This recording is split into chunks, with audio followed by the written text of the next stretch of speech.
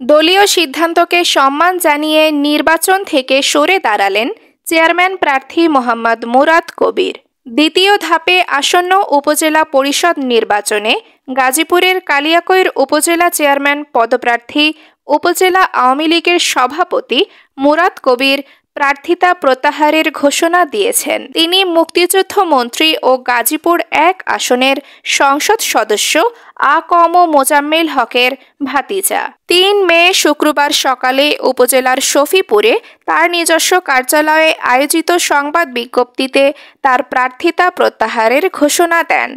এ সময় তিনি বলেন, যেহেতু দলীয় কোনো সিদ্ধান্ত পায়নি, সেজন্য দলকে সম্মান জানিয়ে আমি নির্বাচন থেকে সরে দাঁড়ানোর সিদ্ধান্ত নিয়েছি। যদিও প্রার্থিতা প্রত্যাহারের তারিখ গত ৩০ এপ্রিল চলে গেছে, তবুও আমার মনে হয়েছিল দলীয় কোনো সাপোর্ট পাব। তাছাড়া এই আসনের সংসদ সদস্য আলহাজ অ্যাডভোকেট আ.ক.ম মোজাম্মেল হক আমার আত্মীয়, আমি তার পরিবারের সদস্য। সেহেতু আমি চাই না আমার কারণে একজন সিনিয়র মন্ত্রীর সম্মানহানি হোক। উল্লেখ্য, দ্বিতীয় ধাপে শুরু হয়েছে কালিয়াকৈর উপজেলা পরিষদ নির্বাচন। আগামী ২১ মে থেকে শুরু হবে ভোট গ্রহণ। ইতিমধ্যে গত বৃহস্পতিবার ২ মে প্রতীক বরাদ্দের পর ব্যানার পোস্টার টাঙানো শুরু হয়েছে।